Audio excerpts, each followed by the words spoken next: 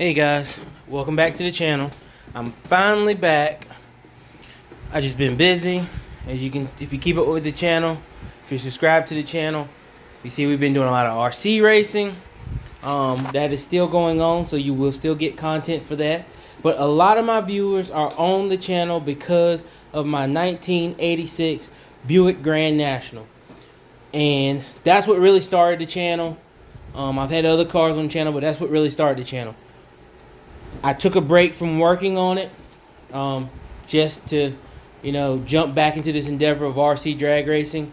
But we got a little bit of motivation to go ahead and put the motor in the car. So we're going to get this flipped around, tell you guys what's been going on. I know a lot of you guys have been waiting for this, so we're going to get to it.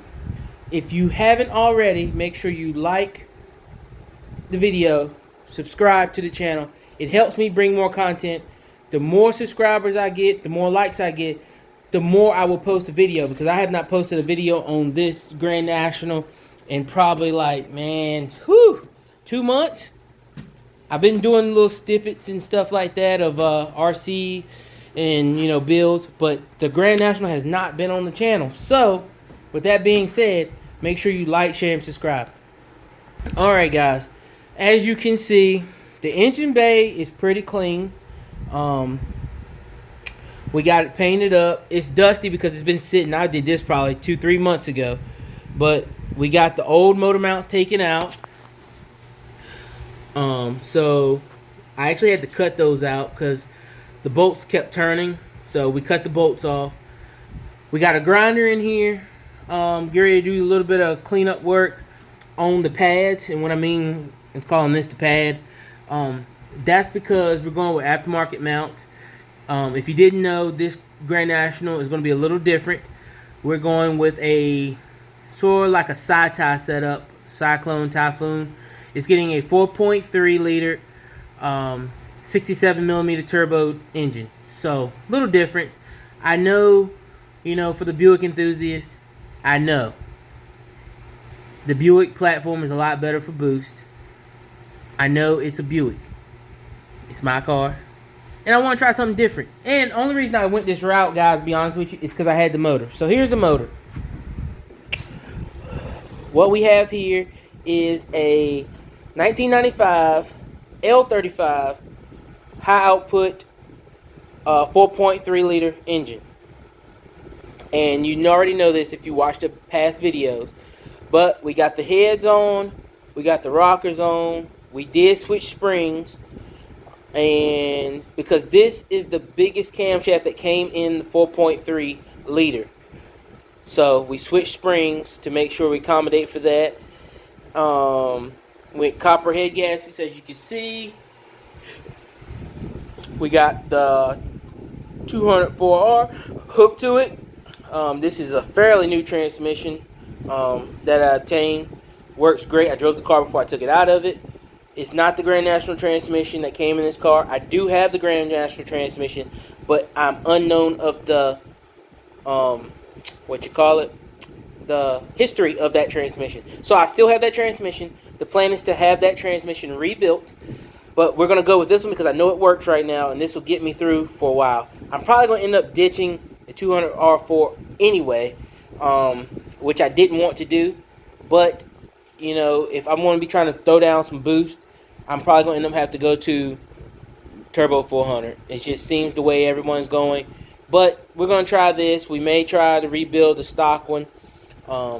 We did do a shift kit in this one, so the shifting has been changed to accommodate it.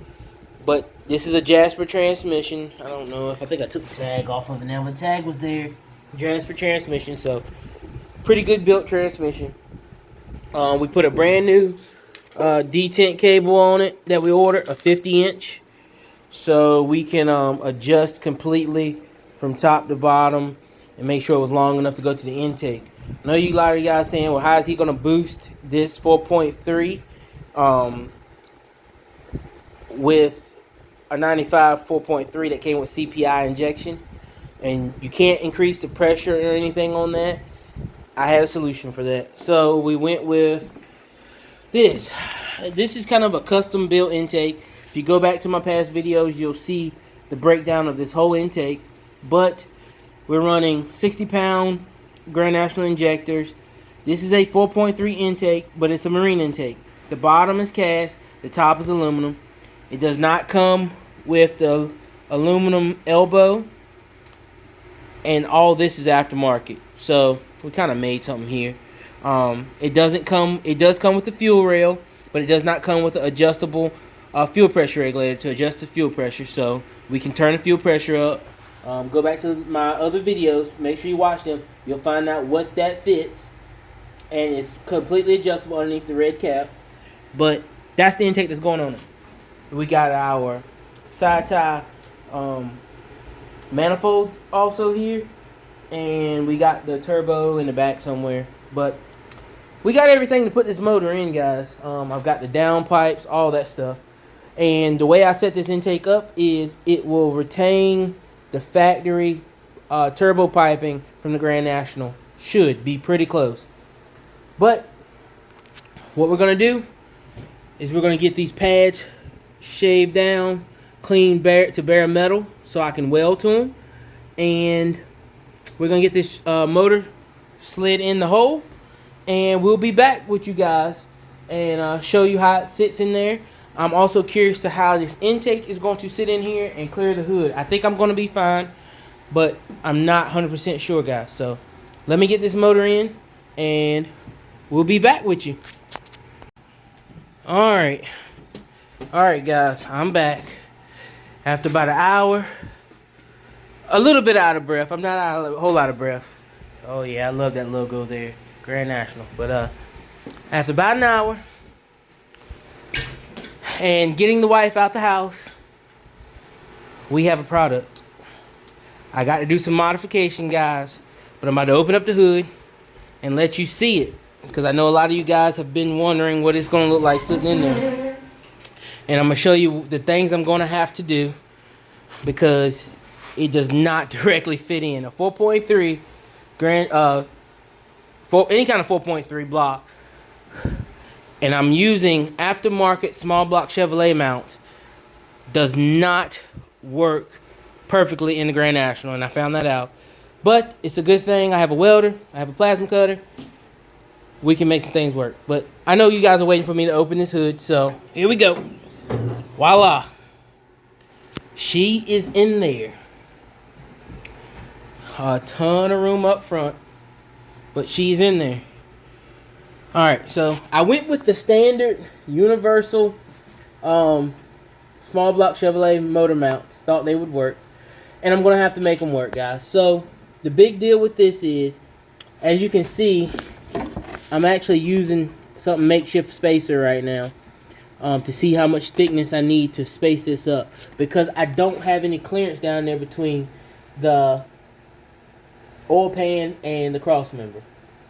That may be a pan thing, I'm not sure, but that's an easy fix.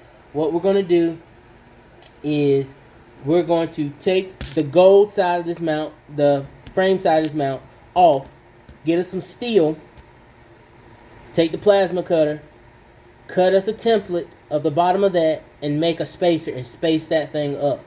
So that way we can pick the motor up and get it off. Now, honestly, it is not hitting right now. Believe it or not, as you can see, it looks like it's hitting. It's actually not. But it's like paper thin from touching, and I do not like that. Even though we're on solid mounts, it's paper thin. Maybe 2 pieces of paper thin. I don't like that. We're going to get it up at least a quarter off of the frame.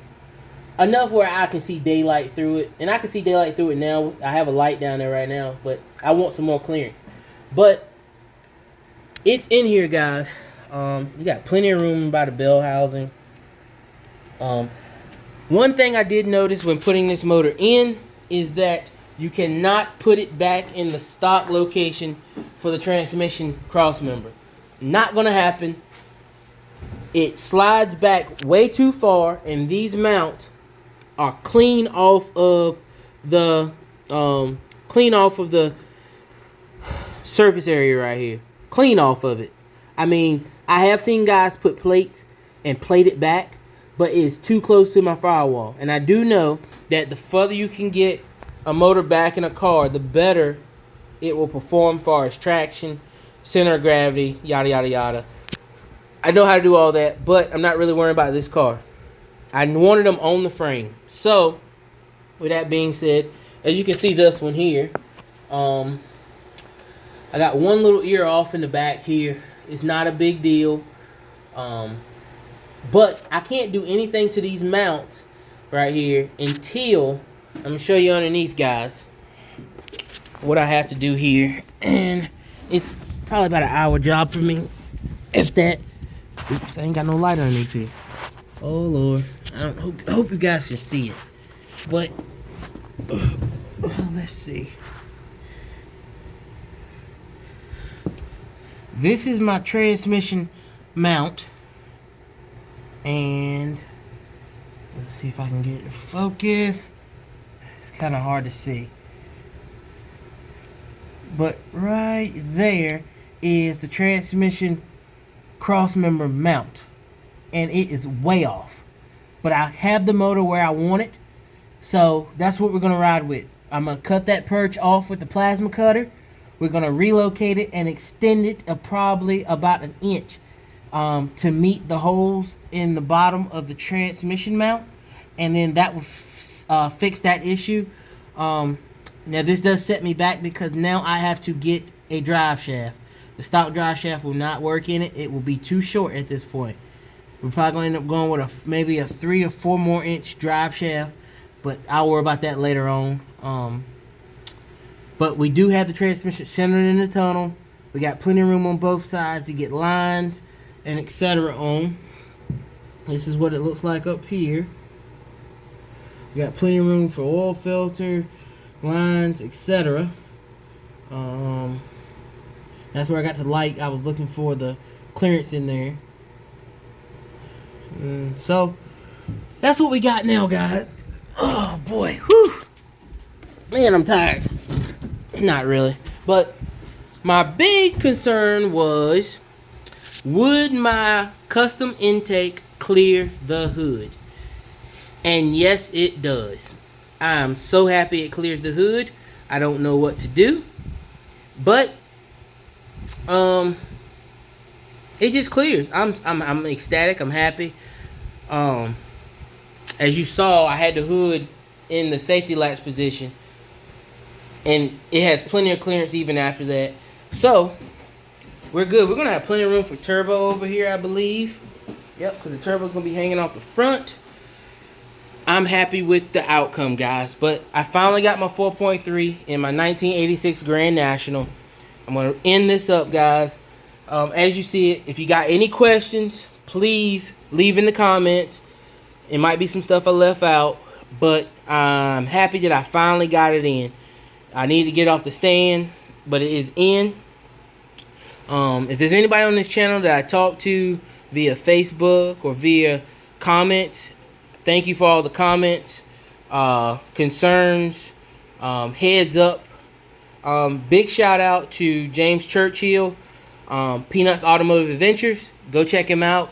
That is Peanuts Automotive Adventures on YouTube. Please check him out. I hit him up a lot. He's a big Buick enthusiast. Has about 4 of them. So, with that being said, I'm out, guys. If you want to see more of this, because we're going to start wiring it, putting the turbo kit on it, please make sure you like, share, and subscribe. Please make sure you subscribe. That will make me keep bringing you videos of my unorthodox builds.